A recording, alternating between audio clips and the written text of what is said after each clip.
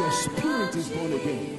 Your spirit gets born again. But your soul that expresses and experiences life is what needs to be converted. Live in me, all my life, take over, come breathe in me, I will rise.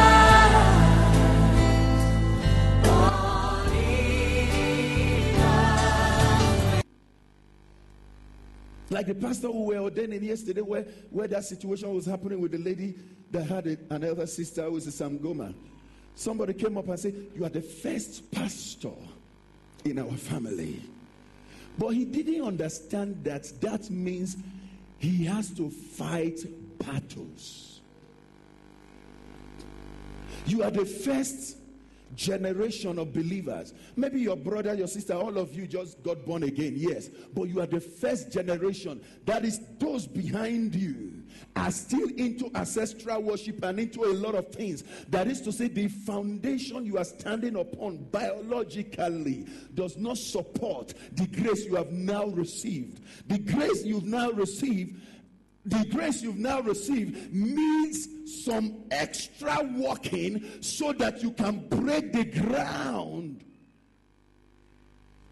He said you are a child of God. Nothing within your biology supports your faith. You are crazy to all those who know you. You are crazy to your mom and dad. You are crazy to your siblings. You are just a church person buried in church. You don't know anything about life. That's their belief. So the atmosphere around you is contending rather than supporting. And so the amount of harvest you produce, even with all your understanding, will be affected because of your natural affinity, biological affiliation that does not agree. At times, some actually fight you, bewitch you. When this woman was delivered yesterday, she now saw me and said, "Oh, Pastor," she started crying. "I don't know what I did towards that name again. Something Sheila or something. I don't know what I did to her. She hates me. She wants me to serve the devil like her. She says, Sangoma, she's my elder sister." You have elders in your family who speak the wrong thing over your life and say, "We will see. We will see." But you understand what you have been born again into. But your DNA, your atmosphere, you still have to fight off some things that is contending with the harvest. And so hundredfold become impossible because the foundation is destroyed. In life, if you want to excel, everything around you must agree with what is within you for you to walk in rest. There are some of you here who cannot tell even your friends what you are doing. You want to surprise them rather, because if they know, it's a problem. You are a good ground. The seed of destiny is in you. But the atmosphere around your life, the biology, your ancestry is fighting you. So you are pressing and they are pursuing. You are pressing, they are pursuing. You are running, they are coming after you. They are against you, planting charms, doing things, swearing, expecting you to come back failing. And you are determined to disappoint them. So there's so much battles around your life that affect the maximization of your potential. The Bible says, as cold water is to a thirsty soul, so is good news from a far country. The only people in your life that tells you what you need to hear, they're very far. Proverbs 25:25. He said, as cold water is to a thirsty soul, so is good news from a far country. The only time you are happy is when you get off the phone. Meanwhile, there are people around you can enjoy. And so, your harvest is truncated, struggling. But you will produce because you are doing the word of God. But the atmosphere is fighting how far you produce, how much you produce, how healthy, how well the harvest will look like when it comes out. At times, for the sake of peace of mind, you have to actually compromise some things. So you say, okay, it's just 10% loss.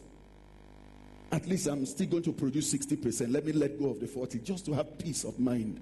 In this marriage, in this house, you are going to church, she doesn't. You are going to church, he doesn't.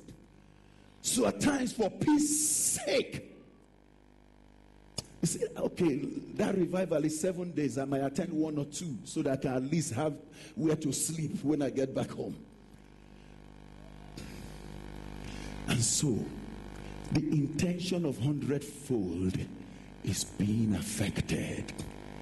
Being affected. So some, though they are good ground, they couldn't maximize their potential. Though you are gifted, because of companionship, not wanting to walk alone, but all your friends are wrong for you.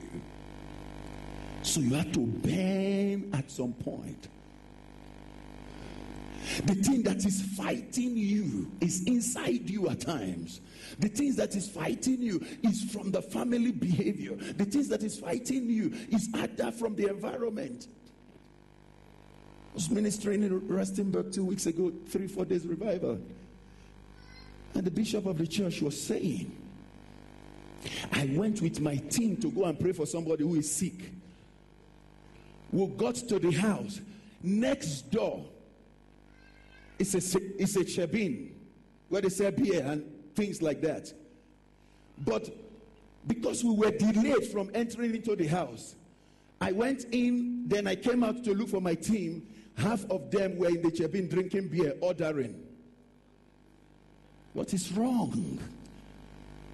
They don't even know how insulting it was. They were with their bishop. They entered the beer parlor because there was a delay. So they also came into where they need to cast out demons, smelling like demons. The you in you is fighting you. You love God, you love church, but there is this wretchedness in you that the devil knows that after this your prayer, he knows where to get you.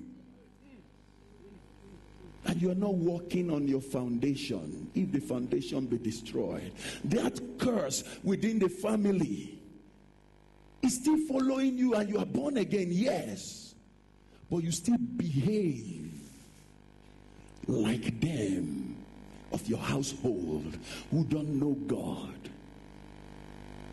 Yes, you sow your seed, but you are also reaping the harvest of some behaviors that you yet carry, that you have not broken off. Yes, you come to church. So the secret to a hundredfold is what I call spiritual adoption. Come on, somebody say spiritual adoption. Spiritual adoption owns your DNA, change your DNA. Spiritual adoption change your culture, your mindset. Be it transformed by the renewing of your mind, that you may know how to prove that which is the good, perfect, and acceptable will of God for your life. Romans 12 verse 2. Be ye transformed by the renewing of your mind, where you adopt a new culture, the culture of the kingdom, because what is fighting you is the kingdom of darkness, but you do not know. You are the first to be saved. You have to break off some things that are practices. I've always said it here in SA in South Africa that most of our culture here has witchcraft inside. It's culture, but there's witchcraft. There are things that must be done. This is how we do it. You must bring this, then we do this. And the thing you bring is the things they use in tying your life, preventing growth, preventing progress.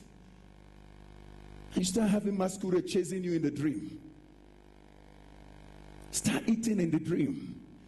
Start seeing things not working the way you want them to work. You want a baby and they say bring XYZ.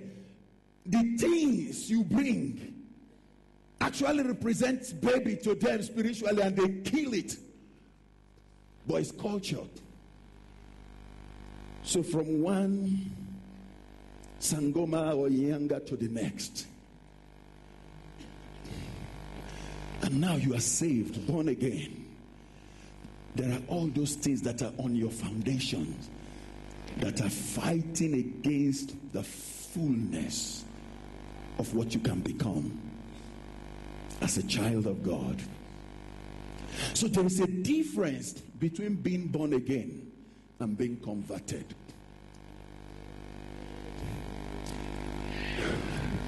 Your spirit is born again. Your spirit gets born again.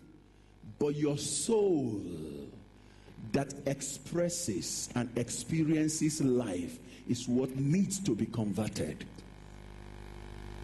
It needs to be converted. You still feel life the way you feel it before you came to Christ. You do not feel the way God feels. You do not see the way God sees. And God starts to